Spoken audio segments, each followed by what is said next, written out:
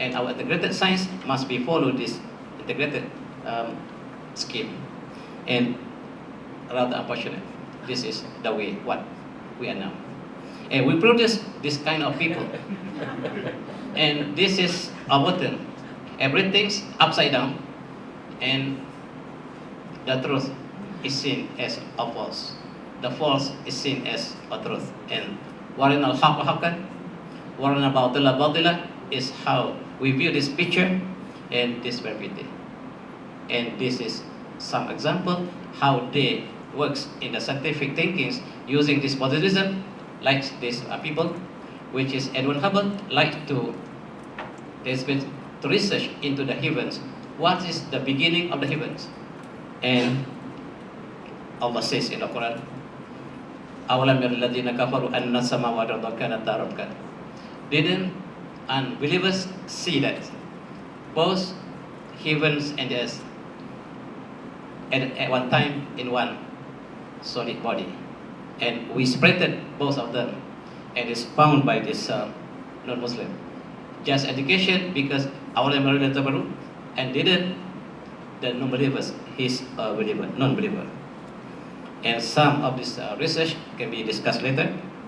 And how to explain the existence of this beautiful universe, and comes to the later on by Penzias and Wilson, and he found that all the mass of the heaven and the earth originate from one solid material, and then it is separated into the heaven and the earth. And this is the first, perhaps in this direction, who is the winners for the Nobel Prize. Nobel Prize is given to the one who exclude God in their research. Now, this is the last, perhaps. The philosopher Stephen Hawking tried to be like how to explain the existence of the universe, but rather unfortunate, he's an atheist. He tried to investigate, to research into this matter, and this is his final finding. According to him, before the existence of space and time, there's no exist at all. No space, no time. The universe doesn't exist at all. So how to justify the existence of this space and time? And they resort to the Big Bang theory. But the Big Bang theory, every explosion doesn't come to the perfect shape, the beauty of the universe, and every explosion causes destruction, catastrophe, not the beauty of the universe. So how to explain the existence of this beautiful universe using the Big Bang? And he fails. And lastly, finally, he resorts to the existence of God. According to him, God must exist, because to justify the creation of the universe using the physical terms is impossible, because before time there was no time. Before time there was no time, and nothing cannot create something. And therefore God must exist, and God must be beyond space and time.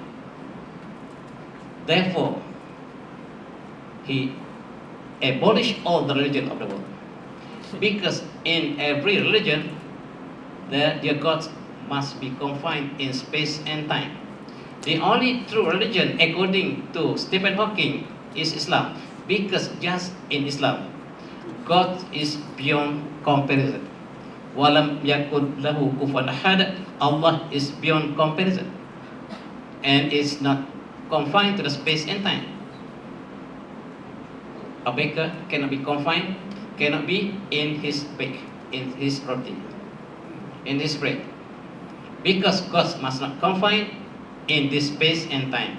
Space and time doesn't exist before it exists, and God exists forever, so that God must not be in this space and time. That's the most important thing which is found by this guy.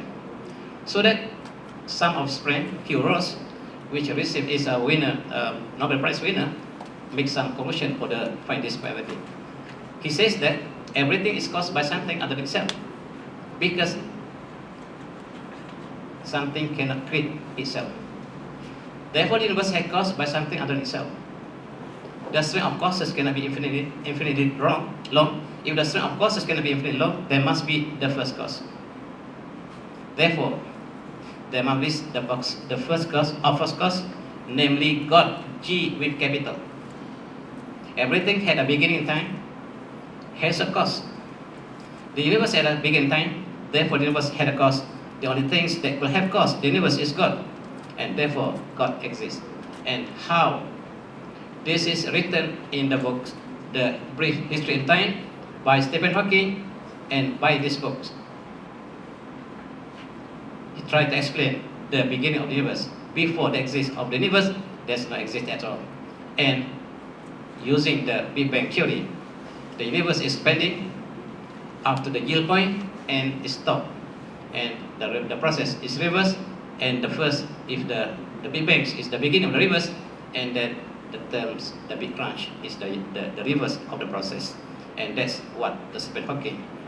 And from the positivism or the positive point of view, and it comes to he found something which is the existence of eternal God, which is not the personal God, but is the God which is beyond space and time. But rather unfortunate, all our subjects in the university, even the mechanics, even the quantum mechanics, or even biology, using the positivism point of view, in all subjects of science, everything must be quantified, can be taken data in laboratories, and can be made some verified into the quantitative value. Even chemistry is written on base of the positivism. Even biodiversity. And some of the lectures, some of the scholars, Western scholars, now they realize the problems of positivism because, for example, this book written by Harry Lewis, the book's entitled Excellent Without a Soul. They produce good scientists, but without a soul. Science is not for the benefit of the human being, but for the destruction of the world, the universe, and that's the cause. Because this is the philosophy of the research is not based on the divine sovereignty and its value. Now, there are so many books written in this, the soul of higher education, the soul of education, to show that they fail to build up the human being. They build up the technology. The technology can approach the heavens with light and so on, but they fail to build the human aspect of inner aspect of human, and that's what is the evolution in the West. But we must differ from them, and that's why the technology done by them is for the destruction. And this is the example. They build up the bomb deck of the all bombs, which is a type of very destructive bomb, and the Gaza every day, and cause the destruction. Zahar al-fasad bil bahri bima kasabat aydinas liyuziqahum adalladhi amilu la'allahum yarji'un. And this is the case. And look at this, our environment. The hills, the mountains cut down and burn out. And this is the problem of the positivism. And our science doesn't have the permission of the human being, but for the destruction of our planets also. There are 4 holes now in the ozone, which is because of our activities down here. Now suddenly in Australia, for the last 2 years, there appears the temperature, which is the blue in color, this shows that the highest temperature ever recorded in Australia, 50 degrees Celsius. And that's very terrible. And this is the first time ever recorded in the Australia history. And it's caused the melting of glaciers, the ice in the both polars. And look at this Arctic sea ice, which is comparison between 1984 and 2012, which is separated by 30 years. and more than half of the ice have been melted away. And what's happened to the sea level after this all happens in both poles, North Pole and South Pole. And it's estimated that the level of the ocean will rise very rapidly, and some of the continental will be submerged under the ocean. That's what is, and this is how the phenomena can be seen from the melting ice. This is the Greenland, which is a very big island and covered fully by ice. And suddenly, the last 2 years, the last 12 years, and suddenly after 4 days, there's all the ice disappeared because the warming, global warming, which is taking place in this planet, caused these things to happen. Now, Netherlands is half the Netherlands is submerged under the ocean. And this causes our planet is not in stable form, not in the harmonious form, and is some of the axis shifted somewhat to the right or to the left, and this makes after the earthquake in the Chile in 2010, cause the axis of the earth now move to the right side, hand side. Okay, thank you. Okay, thank you. Now, the magnetic field of the North Pole now shift to some place which is in the 10 years back, moved to very fast to the Russia, meaning that perhaps the pole moved to the equator, the equator moves to the pole. Perhaps that's happened, and that is the sign of the last day. So that this is our scheme, this is our paradigm, and this is our philosophy now. But our task is to change to the right place, to the original position, and our task is to bring back the original position, and metaphysics, God's ilahiyat must be the first, the ultimate of all the knowledge in universities, and that's our challenge. Wallahu ta'ala. Wabillahi taufiq. Assalamualaikum warahmatullahi wabarakatuh. Yeah, thank you very much, Prof, for this wonderful, please have a seat, this wonderful presentation. I'd like to say that maybe with a few words to summarize what Prof has given to us, sharing with us his thoughts and ideas. If I said that it is a kind of journey, traveling from, he went back to antiquity, the Greek civilization, and philosophy, how they introduced, and how did they view wisdom, and how did they go beyond physics, and coming back to the Islamic perception about philosophy and sciences. And from that perspective, we had the metaphysical perspective of science, and we had the revelation perspective of science. And later on, after 14th century, that is because of the revolution that did take place in the West, and they did revive, if I said that, the Greek philosophy, and they went beyond the metaphysics. I mean, they deleted metaphysics, and they remain what Prof mentioned now, that is only the physics. So we had here, if I summarize some more, we had three perceptions here, or three methodologies. We had the Greek methodology that went beyond physics. They look at it from metaphysical perspective, and Prof presented the Islamic perspective, that is both combination of revelation and the science. And the last one, that is based on positivism, that they rejected metaphysics, revelation, and they focus it only on science. And with that, we thank very much our Prof here. And now we open to the floor for questions. And Prof, inshallah, will be ready to answer. Yeah, please, you feel free to ask any question.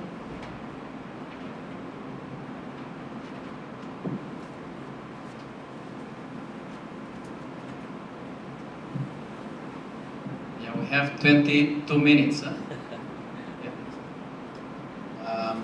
I don't have a question. I just want to thank you for your very well documented lecture. You have quoted all the philosophers from Plato, Socrates, to Martin Russell. I would like to mention something. Before I go to that, I would like to also recognize that you are my former colleague. I was at UPM for 7 years in the Faculty of Modern Languages. Now, I would like to mention two English poets. I'm in the field of literature. Lord Tennyson, a 19th century poet, he wrote a poem called Ulysses, where he said, knowledge comes, but wisdom lingers. Meaning that knowledge is something that is associated with the intellect, it is acquired, but wisdom is associated with the soul. It is there inherent, and therefore it keeps on lingering there. So in other words, wisdom begins where knowledge ends. Wisdom cannot be acquired, according to him. Another American philosopher, Ralph Waldo Emerson, he pushed this idea even further. Emerson said that wisdom is associated with the soul, knowledge is associated with the intellect. But he also said that soul is also the embodiment of God. Because Ralph Waldo Emerson believed in the transcendent view of God, but he also believed in the immanent view of God. So he believes that God is there in heaven, but also he is manifested in this universe. And therefore, because of that power of God's presence in the universe, in a physical form, we have inherited the wisdom from God.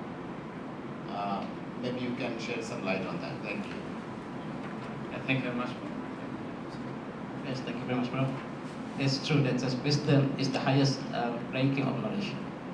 Because according to our Muslim philosophers, the first thing is information. Information is not knowledge, because we cannot verify it. Whatever we verify it, it can be valid to be knowledge. But knowledge just sometimes which is very low quality of knowledge, but the highest ranking of wisdom, which is related to the divine attribute to this universe, and it's called hikmah. Whenever we mention of hikmah or wisdom in the Western terminology, it is something related to the ultimate creator of the God of the universe, which is mentioned in all many verses of the Quran, which is the ultimate of all our destination of research. In Nabi KIRKHS-IIIT, like we have it, is related to the ulul albab, and hikmah is something to do with the inner aspect of human being.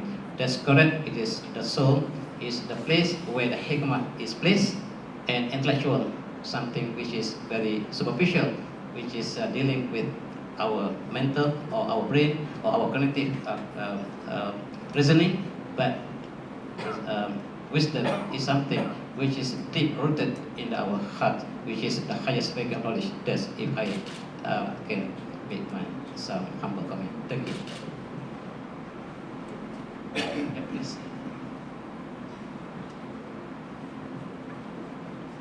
Bismillahirrahmanirrahim. Thank you very much, Prof. I'm looking forward to listen from you, because before this, I had our students have been inviting you. IIRK Society have been inviting Professor Rofa. That's very exciting insight from you, talking about KIRKHS, Farabi. I remembered my professor talk about Farabi as a musician. But I look forward for your inputs on esotericism. So how do you, especially in Malaysia, esotericism is very much linked to Sufism. And as we know that Sufism is prevalent in many traditions, religious traditions. If you can also enlighten us, how do you see Syed Hussein Nasr and his link in this esoteric, the transcendent unity of religion, and how they link with metaphysics? Thank you very much.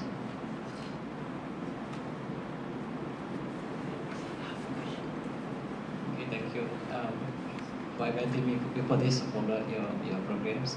But esotericism, which is dealing with mystical aspect of our soul, is for some school of thoughts is the ultimate.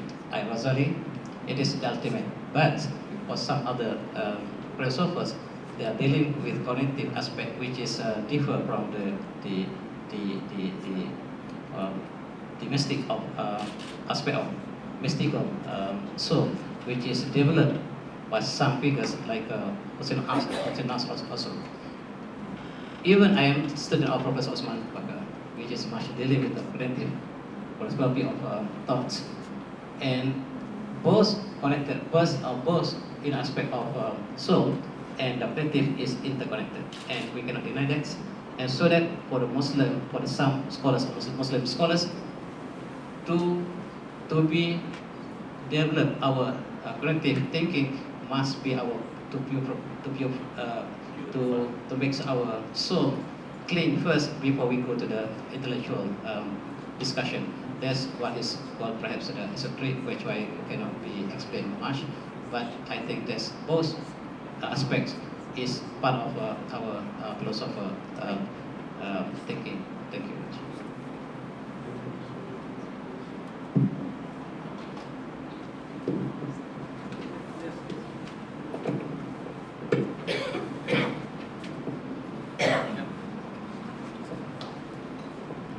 Assalamu alaikum.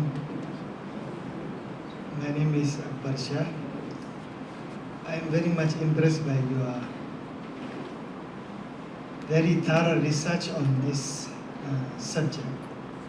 You have mentioned many scholars, starting from Ibn Abbas, Nawawi, Ibn Qayyum, Farabi, and then you mentioned about the contemporary scholars and the Greek scholars, Aristotle, and I observe the thing is that everything happened in this one according to the scholars of starting from the Greeks are all based on the cause and effect, which is really very interesting point for us.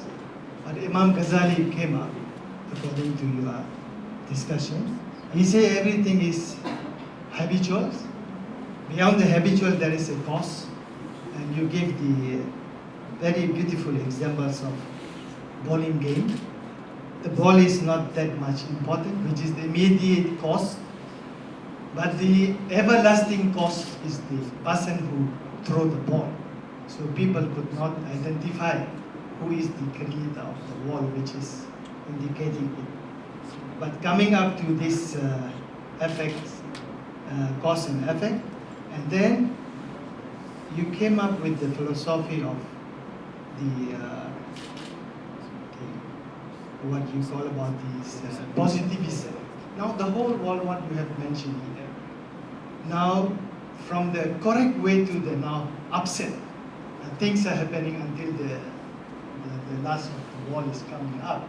So I just wonder how our all textbook in these educational institutions are concentrating on all these cause and effect matters and forgetting this is what the Islamic scholar has to highlight to bring back the last day which you have mentioned at the end of your slide, which we are going to bring back.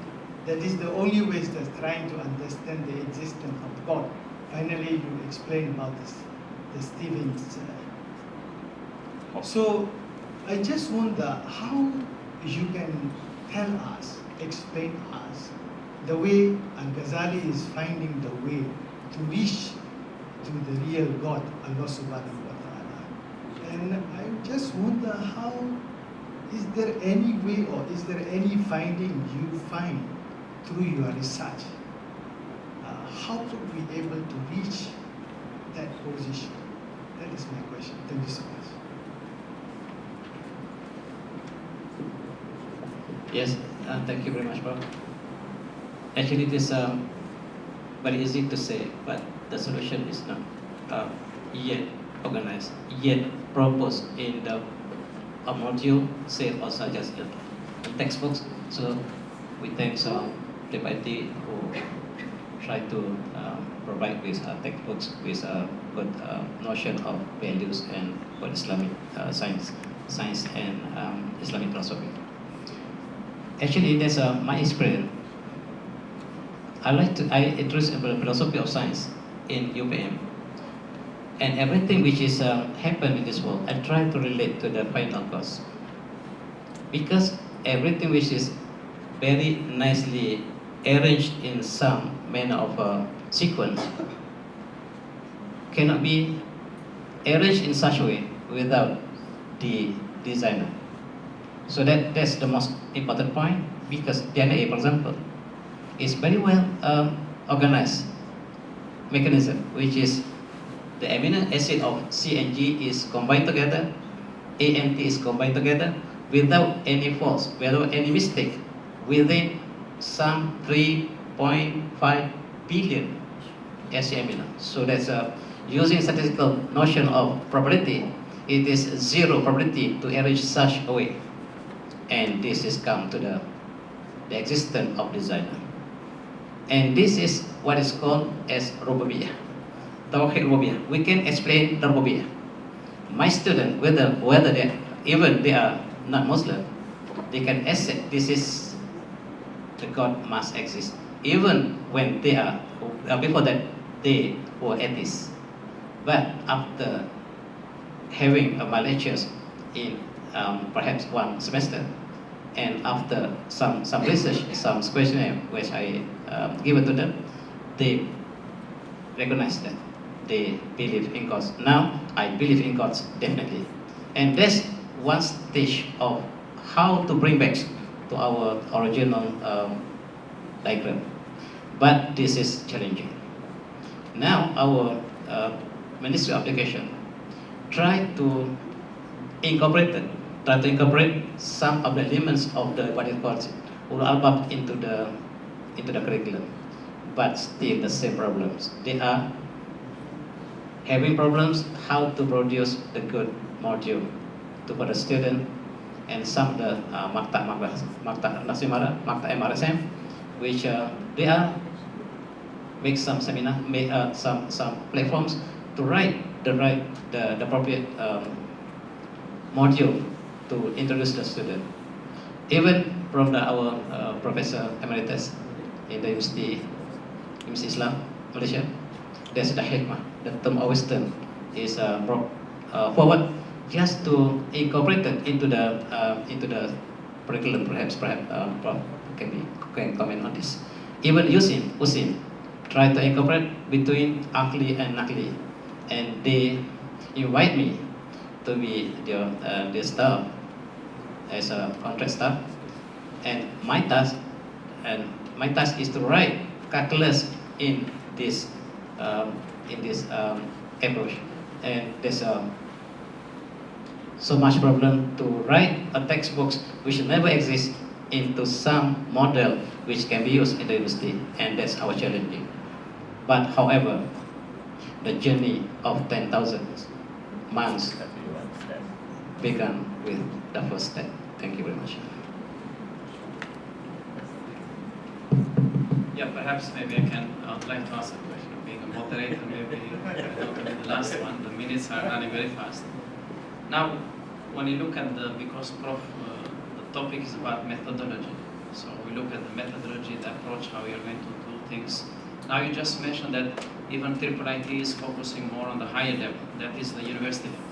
So our problem that we face today in the Muslim community is the beginning. That is our children. When you look at our children, the curriculum that we have, it is Western curriculum. So how the focus should be there. I mean, we don't have to focus more on the higher level, because higher level we're matured, easily we can filter out. We can, easily see what is right and what is wrong. But when you go back to the kindergarten, we go back to the primary school, you look at the high school, the real problem starts there. When you look back to our great scholars, Muslim scholars, they started with what is, as you mentioned, metaphysics. You talk about God, memorization of the Holy Quran, Arabic language, Sunnah, all these are things. Then when they grew up to the age of 20, then they started with dunya, what you call this science today. But now we look at it the opposite. And you mentioned this is the problem that we see, because still, as I'm teaching Western methodologies. So when you look at the last 200 years, the Muslim world is affected, and we are using the same approach. So this is the real struggle that IIIT is doing, if I say, for 30 or 35 years. But the focus should be, we have to go back to the roots. I don't know how you are to comment on that, but I think this is the real, problem that we Muslims are facing.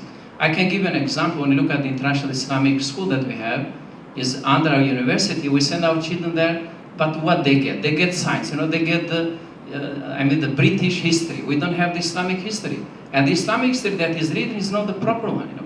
So this is the real challenge. If we educate our children with Islam from day one, then they will not have any problem at this level. Thank you very much. I'd like you to give some comments. Thank you.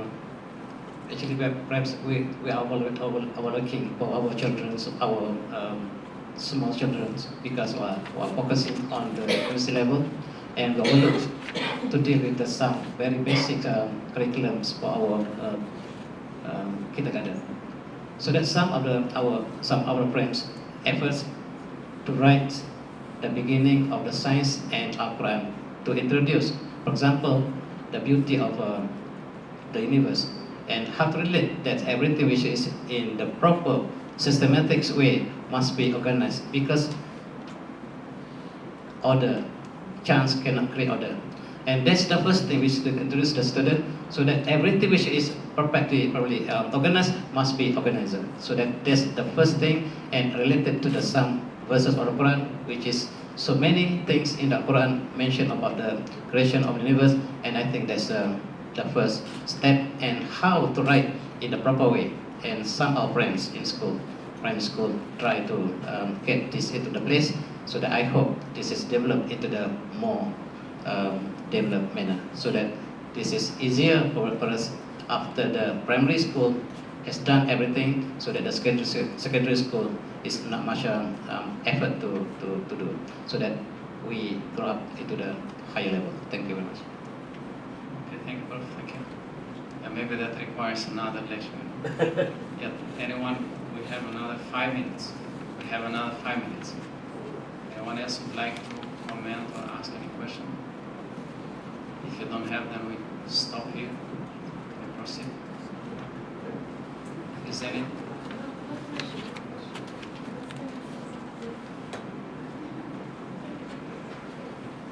Yeah, please, the last question. We are waiting for the last question or any comment. So, Prof, would you like to give any comment? Okay. Bismillahirrahmanirrahim.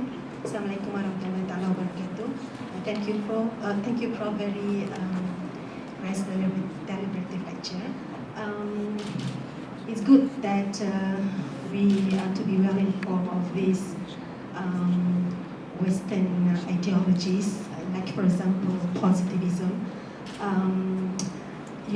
Where they acknowledge science is to be the only reliable source of knowledge, the only accurate source of knowledge, something which is metaphysical, something which is beyond the physical realities, which could not be verified by scientific empirical knowledge, scientific empirical methods. They don't regard it as the real knowledge, as the valid knowledge. Okay, so actually, this kind of secular ideology has poisoned secular minds of our Muslim scholars.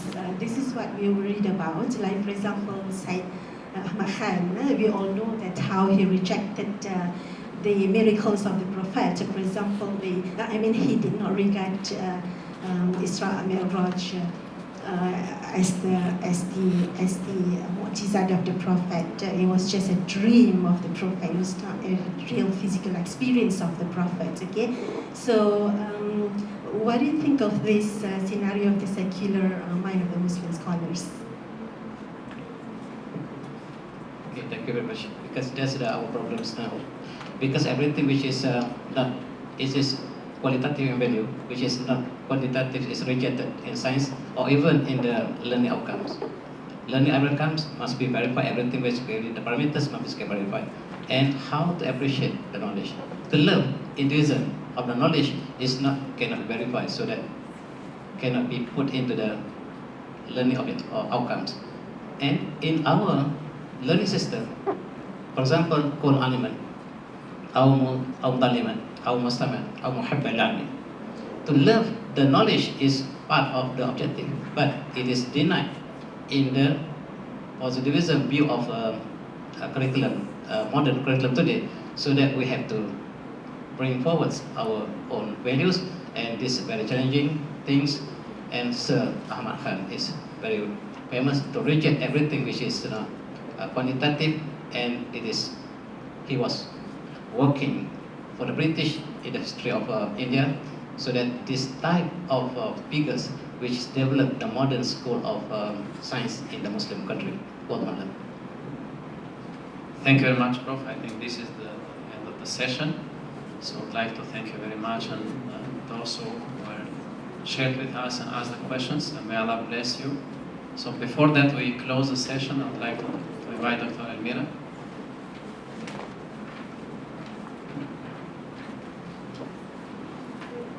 Where's the mic? There's no mic. Okay, sorry. Thank you. Thank you very much. It was a very nice and very informative session. Thank you very much, Prof. And now I'd like to invite Prof. Qayyum to give the token of appreciation to Prof.